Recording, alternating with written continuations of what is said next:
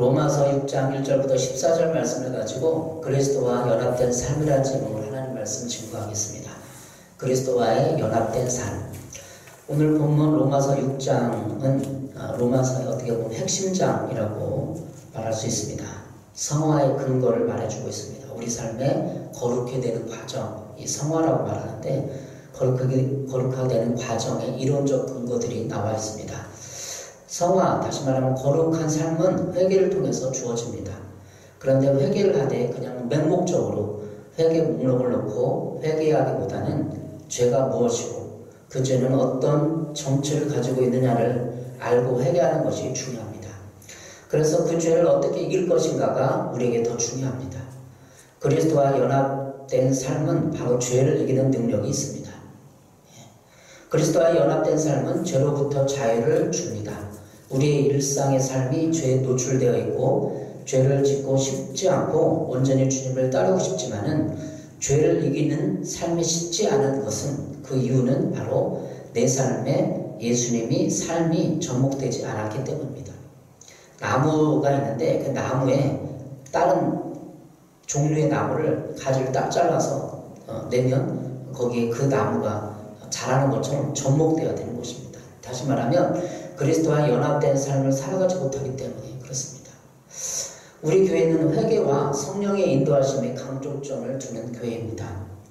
저는 성령사역에 많은 책들을 보고 세미나를 듣고 연구를 했고 제가 직접 성령 체험을 했기 때문에 그러나 그 성령의 인도하심, 성령사역의 밑바탕에는 회개가 있어야 됩니다. 회개를 해야 깨끗해지고 그 하나님의 영이 역사하는 것입니다. 그런데 이런 회개도 결국은 죄가 무엇이고 죄를 어떻게 이길 것인가가 중요합니다. 이것을 알고 죄를 회개해야만 자신의 회개가 좀 더 다가오고 절실해질 수 있습니다. 또한 우리의 일상이 삶이 예수님의 삶과 이미지를 닮아가야 하는데 교회 생활을 오래 하다 보면 바리새인처럼 율법주의에 빠져서 자꾸 자신과 남을 판단하고 정죄함에 빠지게 됩니다.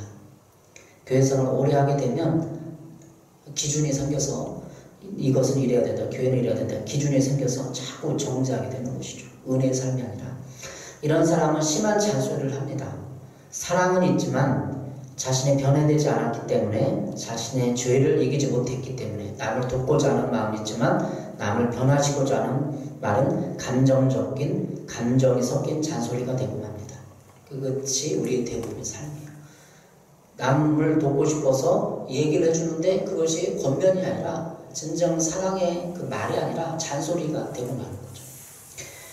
이런 오래 본 그리스도인의 문제점은 신앙의 생명력과 거룩하게 되는 삶을 등한시하게 된다는 것입니다.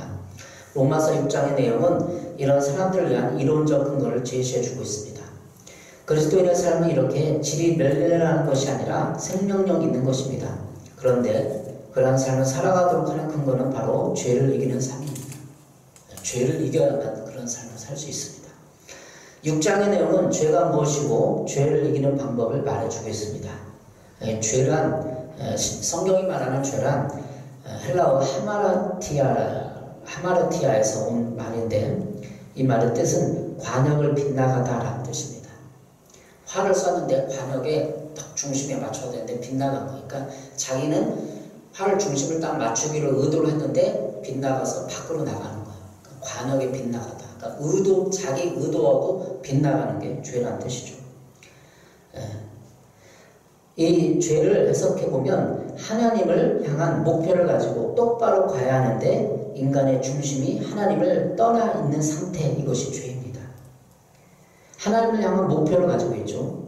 활이 그러나 똑바로 가지 않고 인간의 중심에 있는 게 그것이 죄라는 뜻입니다.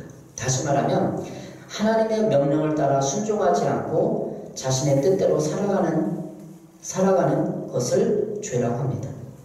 하나님의 명령과 그 하나님의 말씀에 따라 순종하지 않고 내 자신의 뜻대로 살아가는 것.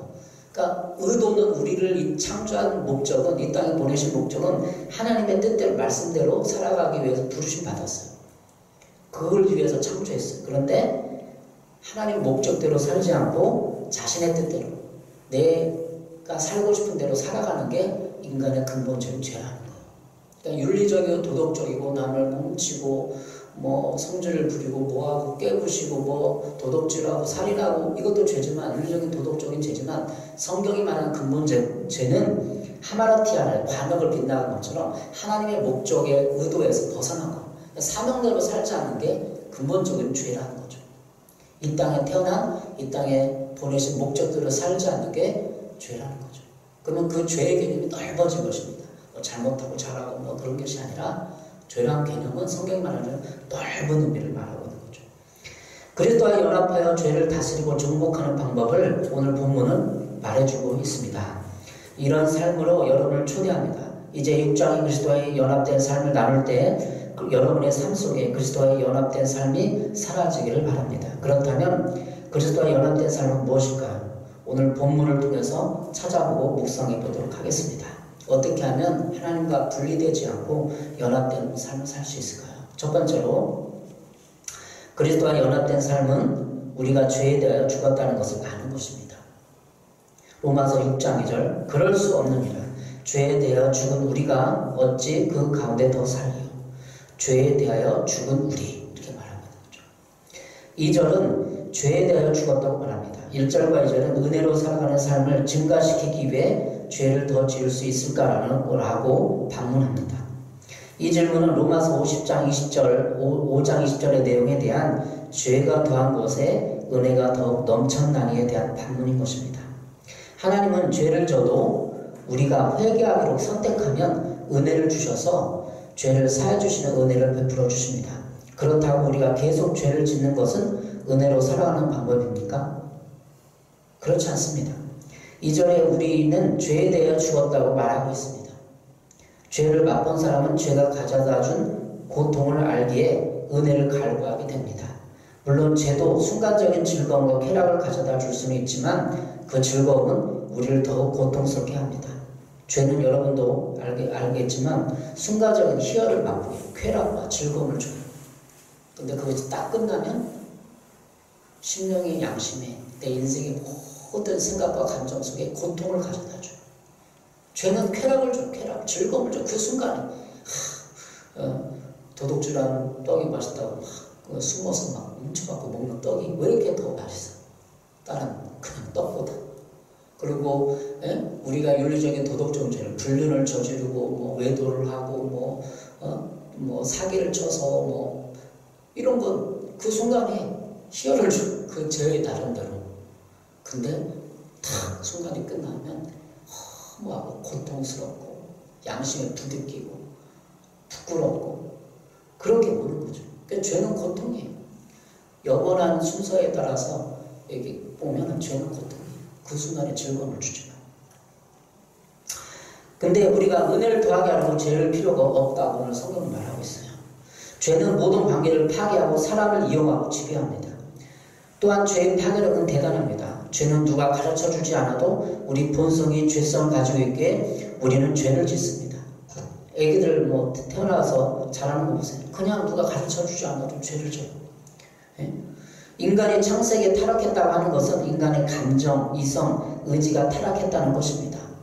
우리가 느끼는 감정과 의지가 또 이성이 마비되어 제대로 생각하고 느끼고 작심삼일처럼 우리의 결심이 약해지는 것입니다.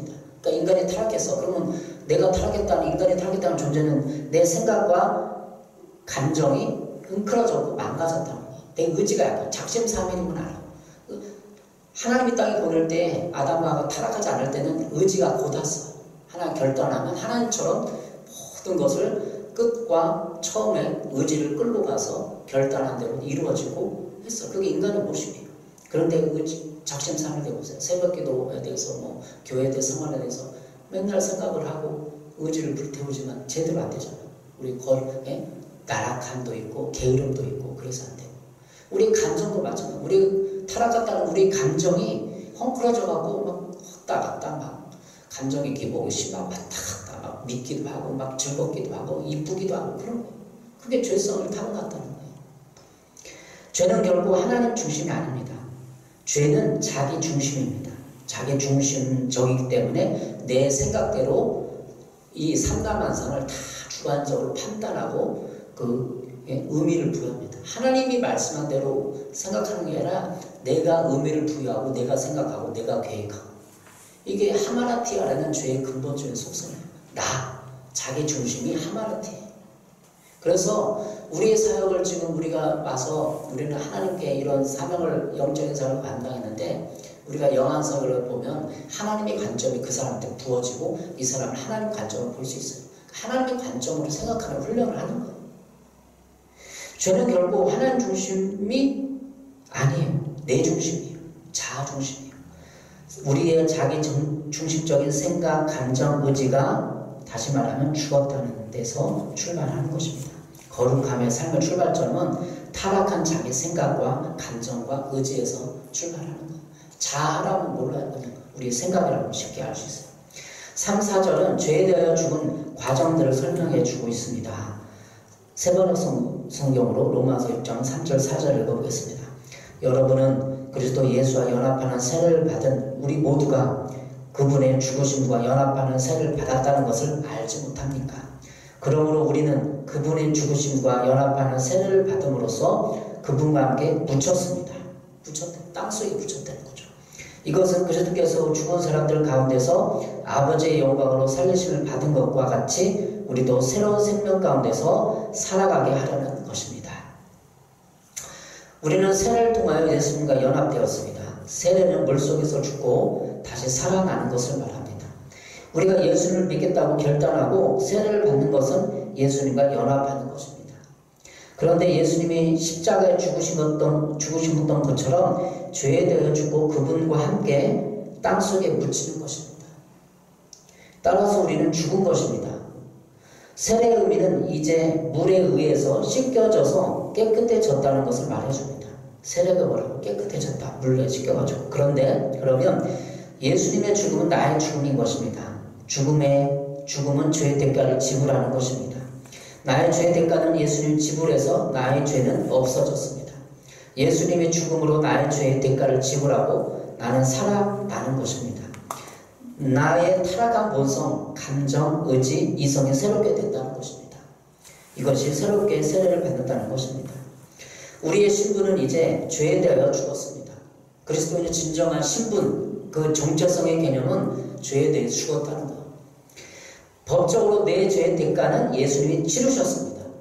법적으로 치렀다는 것. 이제 여러분이 생각해야 하는 것은 우리도 새로운 생명 가운데서 살아가는 것입니다. 사절의 죽으심과 연합하는 그 세례는 이런 능력이 있습니다. 이제 여러분의 삶을 새로운 생명 가운데서 살아가는 자부심을 가지십시오. 새 생명을 가진 여러분을 축복합니다. 두 번째로 5절에서 죽으심과 같은 모양으로 연합한 자가 되었으며 또한 예수님의 부활과 같은 모양으로 연합한 자가 된 것을 알아야 합니다. 로마서 6.5절 만일 우리가 그의 죽으심과 같은 모양으로 연합한 자가 되었으면 또한 그의 부활과 같은 모양으로 연합한 자도 되리라.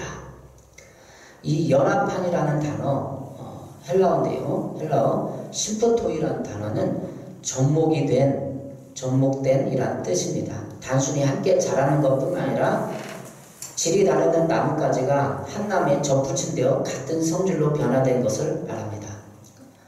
아까도 설명드렸듯이 한 나뭇가지를 이 나뭇가지에 접목치면 이 나뭇가지 성질이 없어지고 이 나뭇가지가 여기서 자라는 거예요. 접목된다는 거. 그러므로 이를 그냥 심기운 정도로 번역하는 것은 의미가 없습니다. 사실 그리스도와 연합한 자는 죄에 안주하던 옛 성질이, 옛 성품이 변하여 그리스도의 장성한 분량까지 자라가게 되는 것입니다. 신앙생활은 6절에서 말하는 것처럼 죄에게 종노릇하지 않고 살아가는 것입니다. 그런데 6절은 우리의 옛사람이 예수와 함께 십자가에 못 박힌 것을 말해줍니다. 예수님은 십자가에 못 박히고 인류의 죄를 위해 죽으셨습니다. 그런데 예수님의 사역이 거기에서 끝난 것이 아닙니다. 바로 우리가 예수님을 믿으면 그가 하신 일이 우리의 일이 되는 것입니다. 논리 전개상 예수님은 십자가에 못 박혀 돌아가시고 하늘을 승천하셨어요. 그럼 우리가 믿으면 우리도 예수님과 같이 무덤에 들어가고 우리도 부활하고 그리고 하늘나라를 에베소 말씀 하늘나라 올라가서 예수님의 우편에 앉아서 하늘나라를 바라보며 땅을 바라보며 그렇게 이 땅을 바라보며 살 수 있다는 거예요. 그러니까 믿는다는 의미가 그냥 예수님이 내 죄를 위해서 죽었다는 의미 이상한 것입니다. 예. 그래서 예수님을 믿고 살아가는 삶이 그냥 단순히 예수님을 잘 멀리는 게 아니라 예수님과 연합되어서 접목된 나뭇가지가 예수님 나무에 접목돼서 성질이 변화되는 거예요. 나무의 성질이. 근데 우리는 접목된다, 연합된다는 의미가 함께 한다는 그런 좀 번역이 좀 그런 것 같아요. 함께 한다는 의미잖아요. 우리 그냥 상식적으로 말하고 있대. 근데 함께 한다는 의미가 아니라 예수님의 그 삶에 탁 접목돼서 우리 성질이 완전히 나뭇가지처럼 변화된다는 말하는 거죠. 우리가 예수를 믿고 인격적인 교제가 시작되면 그분의 일이 우리의 일이 되는 것입니다. 그분의 사역이 우리의 사역이 되는 거예요. 따라서 6절의 의미는 우리의 죄의 몸이 죽었다는 것을 말해줍니다.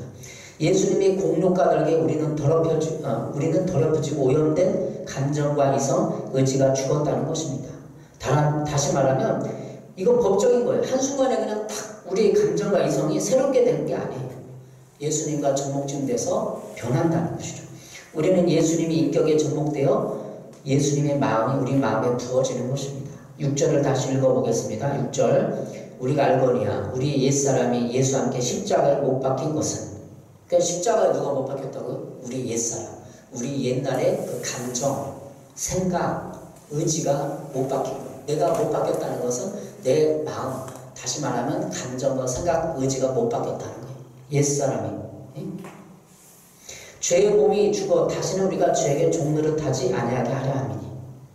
죄의 몸이 죽었다. 몸에서 나오는 거죠. 역시 그거예요. 몸에서 나 육체적인 생각들이 나요. 정욕이 나오잖아요.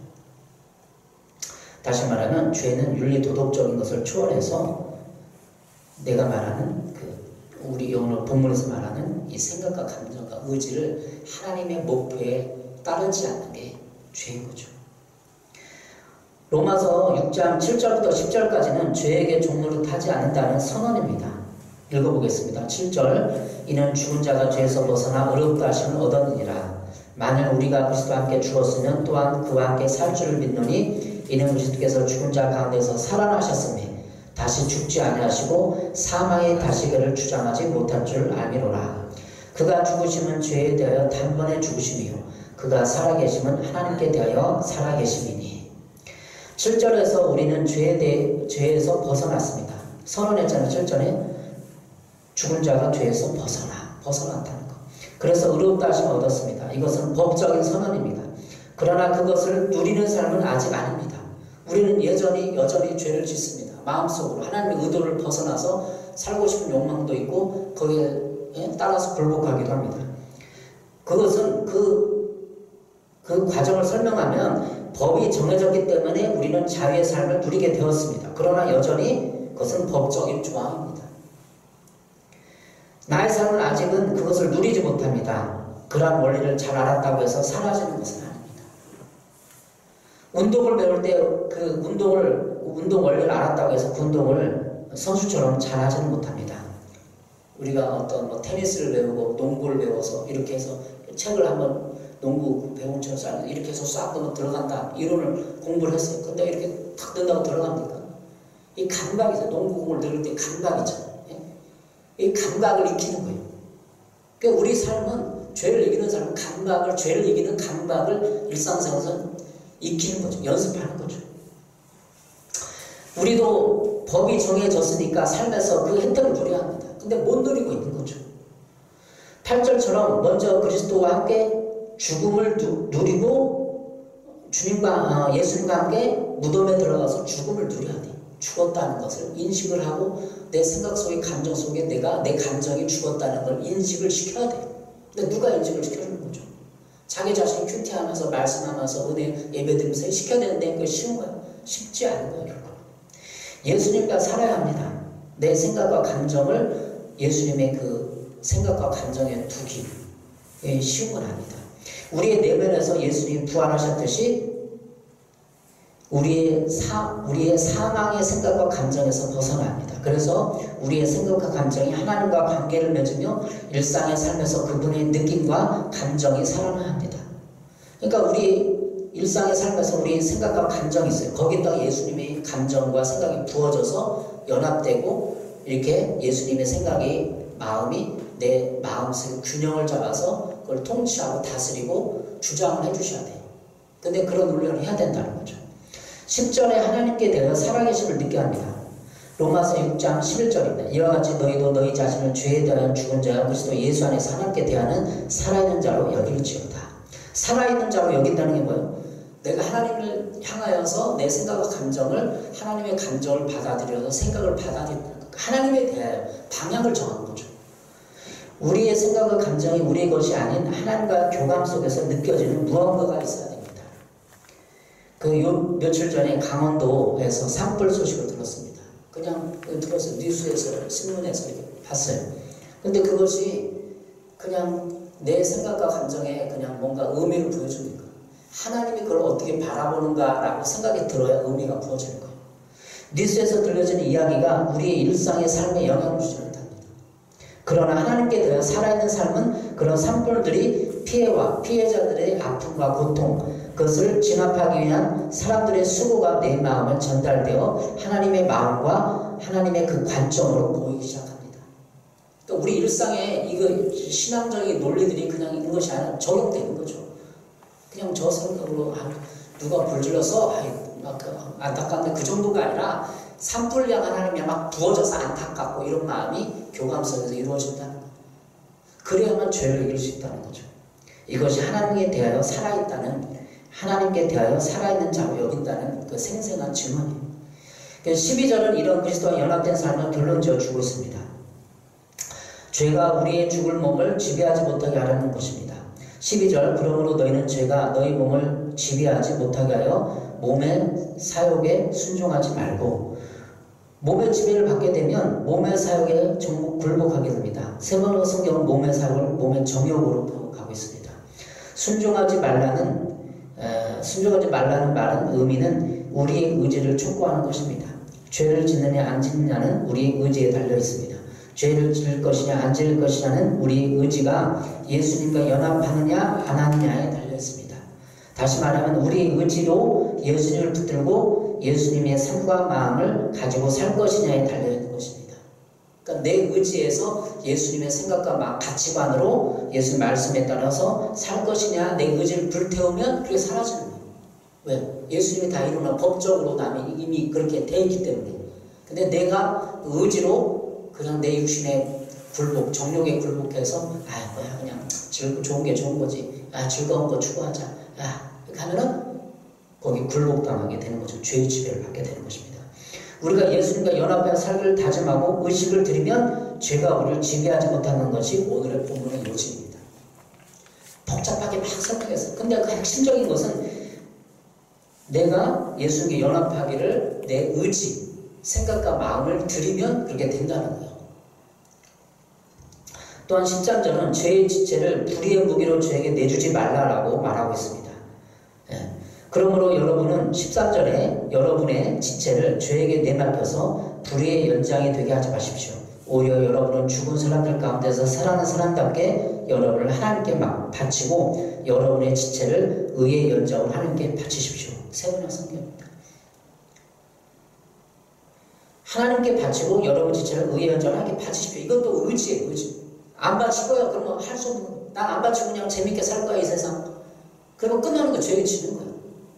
바치려고 의지를 들여야 돼요.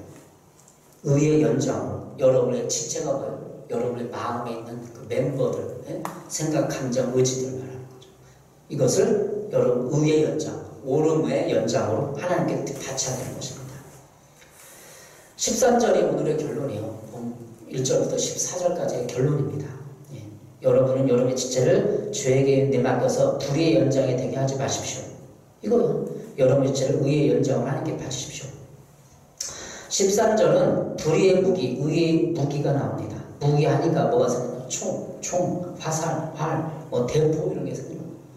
어떤 사람은 그 회사에서 사장이고 직장이고 가정에서 가장이고 힘이 더 있으면 대포예요. 대포랑 빵성 다 쓰러져요. 내가 부정적인 말로 죄된 말을 하고 한 말 하면은 주위 사람 다 쓰러져요. 총이면 다 죽어요. 연장이니까 도구니까. 무기잖아, 무기. 우리는 하나님의 무기예요. 나를 좋은 무기로 쓸 것이냐 나쁜 무기로 쓸 것이냐는 내가 결정한다. 내 의지가. 그래서 내 의지로 하나님께 바치기로 결단하면 하나님이 내 감정과 생각과 마음들을 조절해 나가기 시작해요. 다스려주기 시작해요. 조금씩 조금씩. 세번역 성경은 불의의 연장, 의의 연장이라고 번역하고 있습니다. 연장이에요. 하나님 우리의 그냥 낫으로 그냥 쫙쫙 다버려 주위 사람들 죄를 넣거든요. 우리는 하나님의 무기입니다. 우리의 신앙생활은 하나님의 도구로서도 살아가는 것입니다. 치열한 영적 전쟁의 상황 속에 우리의 삶은 전개되고 있습니다. 그런데 나를 어떻게 사용할지를 내가 결정하는 것입니다. 우리는 하나님의 연장인데 좋은 일에 쓰임받아야 되는데 나쁜 일에 쓰임받고 있지는 않습니까? 우리는 다른 사람의 삶의 관계를 맺는데 선하게 쓰임받기를 원합니다. 사랑하고 격려하고 칭찬함으로써 다른 사람을 신앙으로 세워주기를 원합니다. 잔소리하여 그 사람을 변화시킬 수 없습니다. 잔소리하면 그 사람이 변화되는 것이 아니라 내 자신만 신경질이 납니다. 분노가 치밀어 오릅니다. 그래서 긍정적으로 사랑을 담아서 격려와 칭찬을 해주어야 합니다. 다른 어떤 설교집이나 유튜브에서 로마서 6장을 강의하는 걸 들었습니다. 근데 죄가 뭐라는 걸 얘기 안 하고 이거 핵심적인 말은 의의 무기로 드러나는 말이에요. 사도 바울이 로마서 6장에서 전반적으로 죄에 대한 걸 다 설명해 놨어요. 이론적인 법적으로 다 설명해 놨어요. 그리고 결론적으로 너희 지체를 의의 무기로 의의 좋은 연정을 함께 드리라 이것입니다. 결론적으로 말하면 내가 다시 살아난 자 같이 너 우리의 지체를 나 자신을 의의 무기로 함께 드려야 합니다. 내가 말하고 행동하는 모든 것이 하나님의 나라의 무기입니다. 무기를 잘못 써놓고 하나님께 상급과 복을 받을 생각을 말아야 합니다. 무기가 뭐죠? 이 말. 남을 판단하고 정죄하고 잔소리하고 찌꾸고 이 말로 무기가 하나님 말고 이게 대포야 돼. 총이에요. 화살이에요. 이것을 하나님의 무기로 들 것이냐 마귀의 무기, 불의의 무기로 들 것이냐 내가 선택하는 것입니다. 14절은 우리의 정체성을 말해주고 있습니다. 14절 로마서 6장 14절 주가 너희를 주장하지 못하리니 이는 너희가 법 아래에 있지 아니하고 은혜 아래에 있습니다. 죄가 나를 주장하지 못합니다. 나는 죄에 대해서 죽었고 세례를 받음으로 예수님의 사역에 동참하였습니다. 그래서 죄의 사망을 이기고 예수님과 같이 부활하여 일상의 삶을 살아갑니다. 이것이 예수님과 연합한 자의 특징입니다. 특권입니다. 죄가 나를 유혹하여도 내 내면은 죄의 법 아래에 있지 않고 은혜의 법 아래에 있습니다. 이제는 죄가 나를 법적으로 옳아낼 수 없습니다. 나는 나의 몸의 종욕을 선택하지 않습니다. 우리가 왜 죄를 짓는 거죠? 이 몸에 육체에서 나오는 더 먹고 싶고 더 자고 싶고 더 쓰고 싶고 더 가지고 싶고 이게 정욕 아니에요. 그래서 그걸 뭐예요? 나를 드러내고 나를 자랑을 하고 남을 지배하고 싶고 남을 조종하고 싶은 게 죄의 속성이에요. 몸의 정욕을 선택하면 거기에 죄의 지배를 당하는 내 인생에 거기에 심각하게 고민해보지 않으면 내가 성공하고 내가 행복하는 이유는 다 남을 이용하고 짓밟고 지배하는 인간의 그 죄된 속성에 들어가 있는 거예요. 심각하게 고민해야 돼. 내가 무엇을 위해 살려는가? 행복과 성공에 살면은 내가 잘 돼서 남한테 난 이렇게 잘 됐다, 행복하다. 이걸 보여주고 뽐내는 거 아니야, 결국은. 하나님의 영광을 돌리는 게 아니라 내가 잘 살아서 나는 자수성가해서 나는 뭐였어? 라고 드러내는 거 아니에요. 그리고 조금 양념 갖다 고함 갖다 주고 베풀고 나는 이렇게 훌륭한 사람이야, 드러내는 거. 자기를 훌륭한 사람이라고 드러내려고 하나님 다 보냈으니까 하나님의 영광을 위해서 우리가 만든 것이지 않습니까? 내가 선택하기로 결정하면 그렇게 사라지는 거예요. 어떻게 살 것이냐? 하나님의 영광을 위해서 나의 행복을 위해 살 것이냐? 결국 나의 행복을 위해 살면, 성공을 위해 살면 죄를 짓게 돼요. 자기도 모르면서 하마르트에 벗어나게 되는 거죠. 예수님이 이뤄놓으신 사역을 믿고 받아들이면 나는 예수님처럼 능력 있는 삶을 살게 됩니다. 예수님은 지금도 성령의 내주하심으로 자신의 사역을 이루어가고 있습니다. 예수님은 승천하셨잖아요. 그리고 예수님이 이 땅에 성령을 보내주셨어요. 마음속에, 양심 속에. 이것이 은혜 아래에 있는 삶입니다. 우리 교회 사역을 통해 섬세하게 은혜의 삶이 무엇인지 맛보고 있습니다. 사역자가 기도를 통해서 주님의 은혜와 성령의 조명을 받게 되면 예수님이 얼마나 섬세하게 나의 삶을 관여하고 돌보고 있는지를 알게 됩니다. 문제는 내 생각 속에서 죄의 영향력을 나라고 착각하게 만든 것입니다.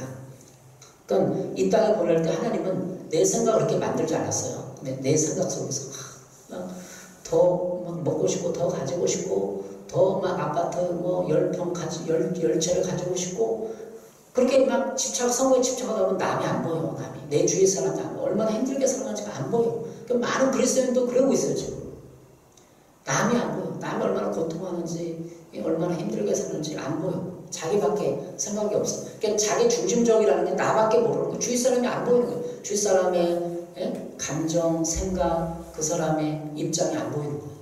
자기 중심적이기 때문에. 나는 죄를 벗어버릴 수 있는데 익숙하게 내 생각 속에 죄가 뿌려놓은 것을 자기 생각이라고 주장합니다. 에베소서 4장 14절은 이런 죄에 대해 지배당하는 삶은 어린아이라고 묘사하고 있습니다. 에베소서 4장 14절입니다. 이는 우리가 이제부터 어린아이가 되지 아니하여 사람의 속임수와 간사한 유혹에 빠져 온갖 교훈의 풍조에 빌려 요동하지 않게 하려 함이라. 그러니까 어린아이는 자기밖에 모르잖아요. 자기 중심적이에요. 우리 아이도 키워보면 자기 중심적이에요. 돈이 있는지 없는지 생각하고 엄마 아빠 입장도 생각하지 않고 무조건 갖고 싶다고 그러고 뭐 하고 싶다고 그러고 자기 마음대로 하겠다는 거예요. 그게 자기 중심적이죠. 성인이 됐는데도 주위 사람 이웃이 안 보여. 친척도 안 보이고 죽어가는 이웃이 지금 지옥에 들어가고 있고 지옥 영원히 돼 있는데도 그게 안 보이는 거예요. 그리고 자기 생활에 빠져 있는 거예요. 먹고 살고 궁리하고 뭐 빠져. 영원히 지금 지옥 가는데도 나는 지금 행복만 추구하고 있는 거예요. 이게 자기 중심적이고 죄라는 거예요. 진짜 예수님 영접하고 성령의 이끌림 받은 사람들은 주위 사람들이 참 구원받아야 되는데 야, 저 사람 왜 이렇게 결혼 안 하고 있지? 야, 불쌍하다. 이런 마음 들어요. 진짜 솔직하게. 들지 않아요? 그런 마음이. 가족이 엄마 아빠가 예수님 안 믿고 있으면 어떡하지? 솔직히 안 해봤어요. 그게 진짜 정상적인 그리스도인 삶이에요. 사람의 속임수와 간사욕에 빠져 자기 생각 속에서 세상 풍조에 동조하며 그것을 정상적인 거라고 생각합니다. 에베소서 14절 얘기했잖아요. 어린아이가 되지 않으면 사람의 속임수가 뭐예요? 행복을 위해서 살아라. 네가 네 자신이 행복하면 다른 사람들 다 도와줄 수 있고 그게 빠져있어. 그게 속임수예요. 간사한 유혹에 빠지는 거예요. 너만 위해서 살아라. 세상 풍조가 뭐예요? 행복하고 성공해라. 부자 되라. 이게 세상 풍조 아니에요. 부자 되면 다 될 것 같죠? 근데 부자 되는데도 많은 사람들이, 기업가들이, 연예인들이 부자 되는데 유혹을 하고 자살하고, 그건 왜 그러죠, 도대체? 그걸 말해주는 겁니다. 그게 속임수예요. 세상의 속임수. 우리 옛날에 그런 얘기 했잖아요. 행복은 성적순이 아니잖아요. 사람들은 속이는 거예요. 행복은 성적순이 아니마. 행복은 공부나 열심히 해. 행복은 성적순이가 사람이니까. 속이는 거예요. 그게 세상 풍조에서. 우리 교회 사역을 통해서 우리는 사람의 속임수를 분별하고 세상 풍조를 걸러낼 수 있습니다. 영안 사역을 통해서 사람을 기도해주고 받으면 내 마음이 보여지고 들어가서 영성을 하는 거죠. 죄의 지배당하지 않는 길을 결단하면 성령의 조명과 인도하심에 우리의 삶을 견인하여 은혜의 삶을 맛보게 할 것입니다. 여러분의 삶을 은혜의 삶에 정렬시키기 바랍니다. 오늘 14절에 법 아래 있지 않고 은혜 아래 있습니다.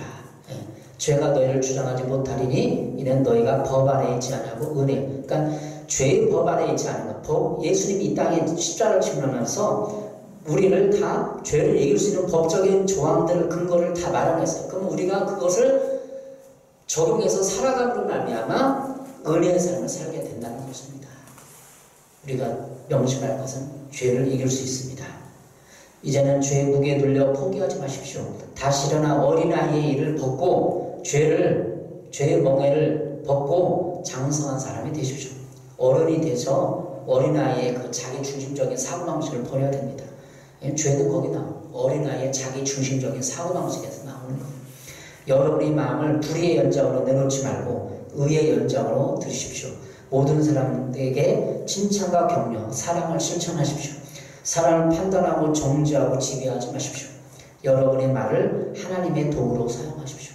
여러분의 말을 통해서 많은 사람들이 위로를 얻고 격려를 받고 칭찬을 받고 또 복음을 전해줘서 구원을 받는다면 여러분 하나님의 도구인 것입니다. 네, 기도하겠습니다.